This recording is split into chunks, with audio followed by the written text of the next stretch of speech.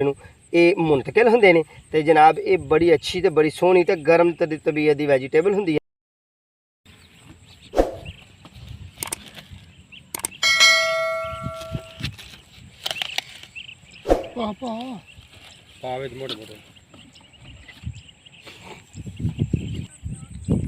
औज़ु बिल्लाहि मिनश शैतानिर रजीम बिस्मिल्लाहिर रहमानिर रहीम अस्सलामु अलैकुम रहमतुल्लाहि व बरकातहू। शहराज गार्डनिंग आइडियल खुश आमदीद। वेलकम कहना जनाब दोनों अपने गार्डन अपने काम। उम्मीद करना सारे दोस्त ठीक ठाक होंगे, सारे राजी खुशी होंगे, सारे अपने प्यारे नाल प्यार वंडदे होए मुहब्बत वंडदे होए वक्त ते जिंदगी नूं गुजार रहे होंगे। सजनों बेले दोस्तों मेरे चैनल को करो सब्सक्राइब, बैल आइकॉन दे बटन दबा लो ताकि तुहाडे तक अच्छी जी सोहनी जी सुथरी जी प्लांटेशन ते वीडियो आए। ठीक है, बहुत खूबसूरत वीडियो दे दी ने, बड़िया अच्छी वीडियो दे दी ने अलहमदुलिल्लाह। अल्लाह के फजल नाल एवरी ग्रीन प्लांट ते वीडियो दे दी ने, सीजनल प्लांट ते वीडियो दे दी ने, फ्रूट प्लांट ते वीडियो दे दी ने, वैजीटेबल प्लांट ते वीडियो दे दी ने, indoor plant, outdoor plant, flower plant, pot plant यानी कि गमले के पौधे ने मतलब। तो अज तुहानूं मैं एक पौधे ते वीडियो देनी है वैजीटेबल ते। वैजीटेबल बहुत ही प्यारी वैजीटेबल है जिन्हों बैंगन कहते हैं, ब्रिंजल। ठीक है, अज तुहानूं ब्रिंजल ते वीडियो देनी है, बैंगन ते वीडियो देनी है, पट्ठे ते बैंगन वीडियो देनी है, ते बताऊं ते वीडियो देनी है। ये 4-5 नाम ने हर एरिए हर 12 किलोमीटर के। जिन्होंने दोस्तों पता है ठीक है, जिन्होंने नहीं पता तो उन्होंने दसने कि जूँ ही हर 18 किलोमीटर या 17 किलोमीटर का एरिया दूरी तो हो जाता ना, जिथे यानी कि मैं खाना इतों इधर 17 किलोमीटर इधर ਨੂੰ चला जाइए तो दोस्तों उत्थे जाके ज़बान चेंज हो जाती है। 17 किलोमीटर इधर ਨੂੰ चला जावांगे उत्थे भी जाके ज़बान च थोड़ी जी चेंजिंग आ जाती है, बोली च चेंजिंग आ जाती है। ठीक है, तो इस तरह ही मैं ये मुख्तलिफ नाम लाए ने। कुछ लोग कहते हैं इन्हूं ब्रिंजल, कुछ लोग कहते हैं बताऊं, कुछ लोग कहते हैं बैंगन, तो कुछ लोग कहते हैं पट्ठे। ठीक है, हर इलाके की ज़बान बोलने की कोशिश की है तो पंजाबी ज़बान मैं गुफ्तगू करना। तो सज्जनों बेले तुसीं रहना मेरे नाल नाल। जो मेरे नवे व्यूअर्स ने उन्हें अगे इल्तजा है कि मैं ग्रीनरी ते वीडियो बना देना, तो ग्रीनरी ते वीडियो पाइया होंदियां ने अलहमदुलिल्लाह। तो मेरे चैनल का विजिट करोगे तो तुहाडे काम दी वीडियो बड़ी प्यारियां तो बड़ी खूबसूरत जी वीडियो तुहानूं मिलणगीआं।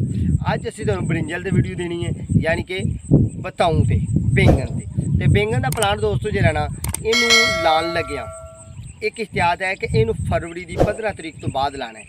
क्यों कि मौसम जरा हीट आ जाए। ये पनीरी जी बीजी जानी है ना, ये बीज जो बीजे जाने। मेरे चैनल से जाओगे मैं बैंगन की बीज बीजन की वीडियो पाई है, वो 11वें महीने बीजे जाने नहीं, 10वां 11वें महीने ये बीज बीजे जाने नहीं। बीज बीजांगे तो फिर ये पनीरी उगेगी। फिर ये पनीरी सर्दियों तो बचा के सर्दी के दिन जोड़े ने 60-65 और बचाया जाना है। बचाने तो बाद फिर इस पनीरी एडी एडी पनीरी हो जानी है यानी कि 4 इंची हो जाए, 5 इंची हो जाए, 6 इंची हो जाए। वो पनीरी खिंच के पनीरी पौद्या खिंच के अलहदा अलहदा करके जी जगह अस फ्रूटिंग लैनी है, फ्रूट लैना है, उस जगह जाने कि जिथे अस फल लैना फिर अस उत्थे पक्का मुंतकिल कर देना। ठीक है जी, पौधा जो खेत में लाना है या अपने तुसी किचन गार्डन च लाना है तो उस किचन गार्डन मैं समझना कि ब्रिंजल के बैंगन के 2 प्लांट काफ़ी है।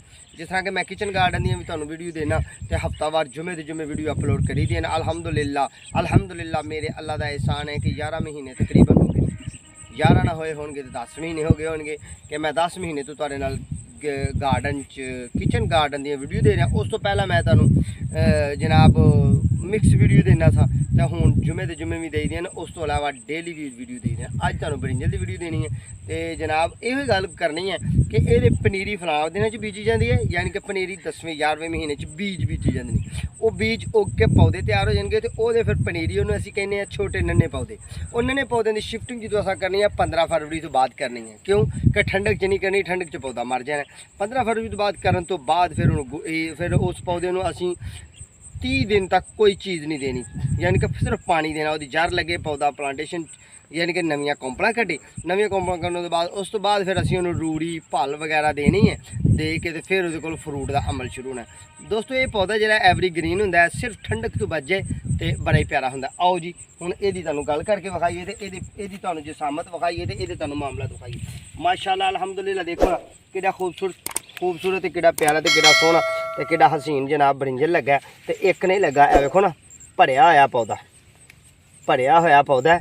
तो ये वही ब्रिंजल है जरा 15 फरवरी 18 फरवरी मुंतकिल किया गया सी। ठीक है जी, खेत दे विच 12-15 फरवरी ਇਹ ਮੁੰਤਕਿਲ ਹੁੰਦੇ ਨੇ ਤੇ ਜਨਾਬ ਇਹ ਬੜੀ ਅੱਛੀ ਤੇ ਬੜੀ ਸੋਹਣੀ ਤੇ ਗਰਮ ਤਬੀਅਤ ਦੀ ਵੈਜੀਟੇਬਲ ਹੁੰਦੀ ਹੈ, ਬੜੀ ਖੂਬਸੂਰਤ ਹੁੰਦੀ ਹੈ। ਇਹਦੇ ਫੁੱਲ ਜਿਹੜੇ ਨੇ ਹੁਣ ਫੁੱਲਾਂ ਦੇ ਮਤਲਬ ਗੱਲ ਕਰਦੇ ਨੇ ਆ ਕਿ ਇਹਦਾ ਫੁੱਲ ਇਹ ਵਾਲਾ, ਇਹ ਵਾਲਾ ਇਹਦਾ ਫੁੱਲ ਹੈ, ਠੀਕ ਹੈ ਜੀ।